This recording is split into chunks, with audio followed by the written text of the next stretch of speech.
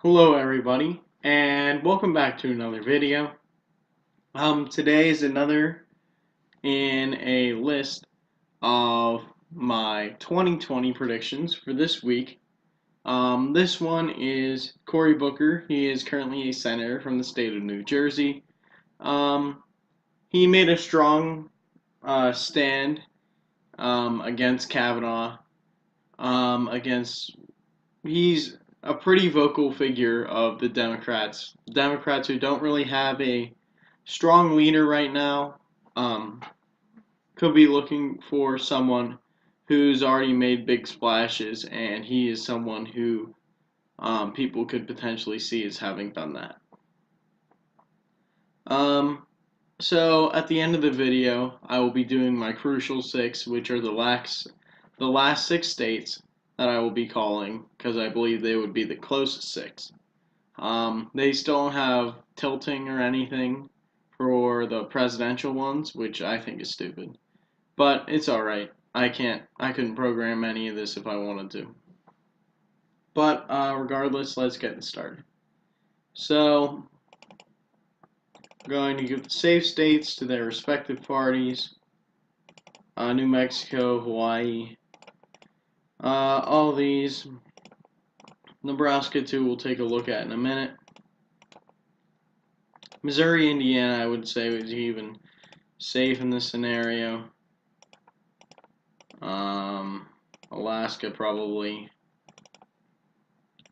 Then we just need the Northeast here, especially his home state of New Jersey, would go Democratic. Maine's first district also would probably be Democratic safely. So that puts us at 125 for 188. Now let's change over to likely leaning toss-up. And let's start with the likely Republican. Likely Republican states, well, one thing I want to mention, Cory Booker does have a strong African American appeal. So southern states could be closer than usual, but with how much they approve of Trump, it doesn't matter as much. It could potentially sway the Rust Belt one way or the other. However, you have to wait to find that out. um, Likely Republican, Texas in this scenario. He doesn't have the strong Latino appeal. Many other things don't really work in Cory Booker's favor, especially the fact that Texas is still a red state. Nebraska, second, would also be likely Republican. Overall, I don't know how close it would be. I don't think it would be super close, however. Now let's go over to the likely Democratic. Maine at large is always likely Democratic because of the sheer size.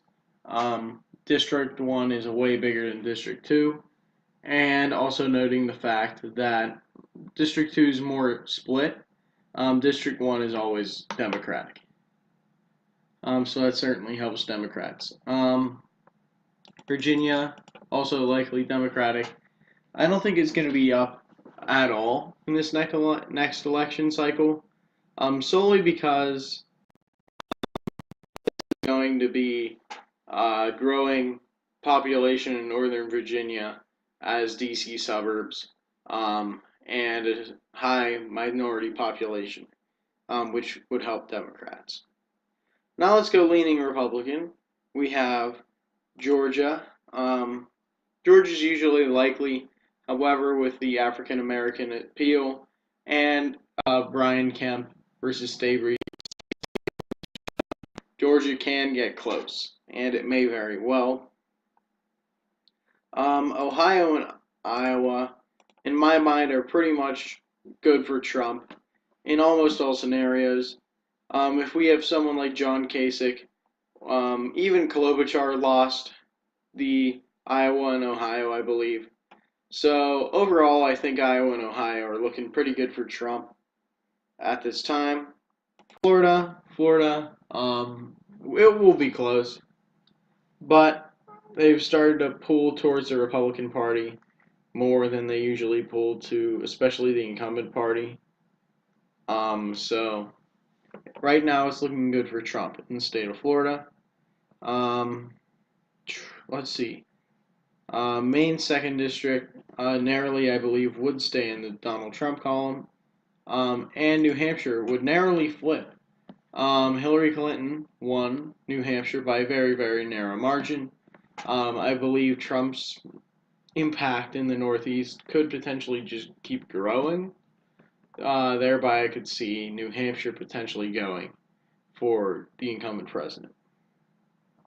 Two more states to call before the crucial six. We have the state of Colorado. Shouldn't be that surprising. Slowly turning more and more to the Democratic Party. Overall, this is helping the Democrats, obviously, try on their quest to get Trump out of office. And finally, the state of Minnesota. Minnesota has not went Republican in a very, very long time. I think this election cycle will be no different, and it will stay in the column it's been in for a little while.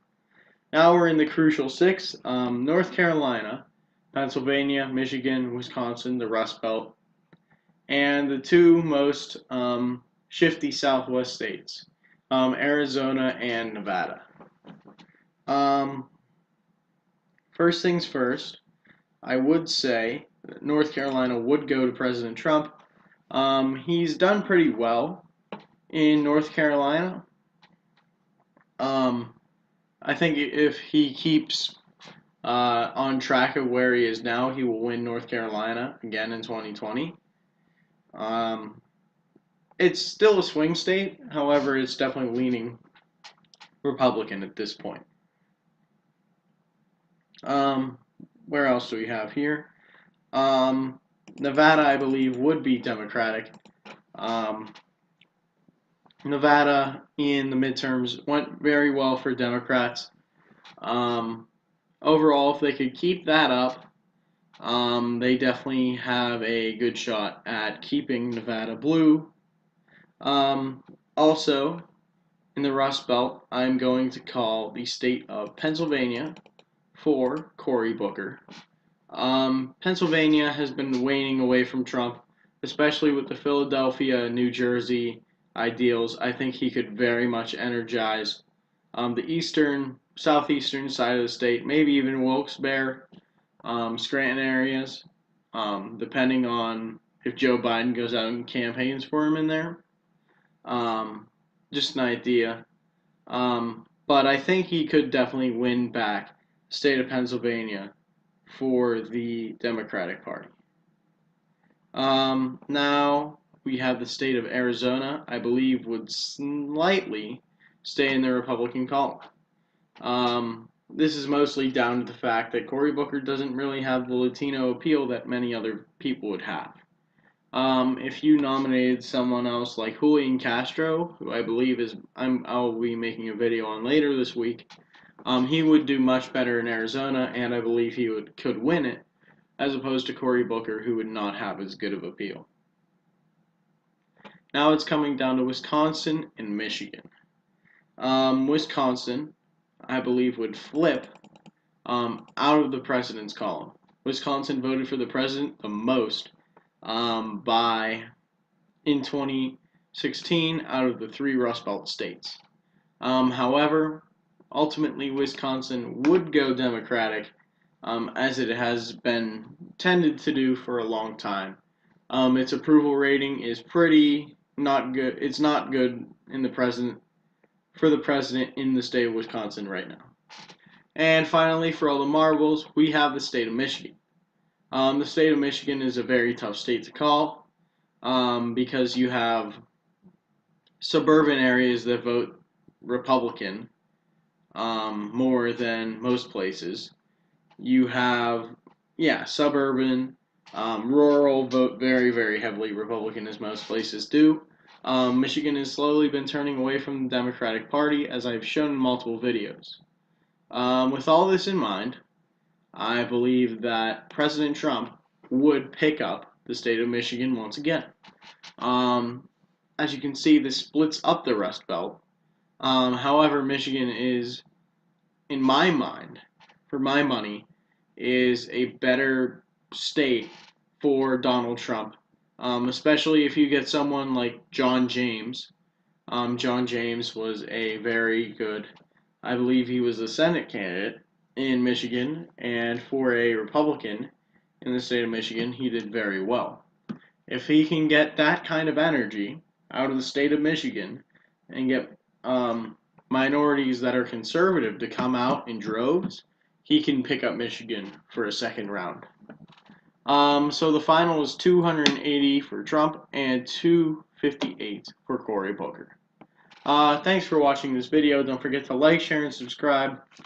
Tell me what you think. Tell me about any changes or future videos. Also, don't forget to join us on the subreddit, JPC Reddit, and I will see you all later.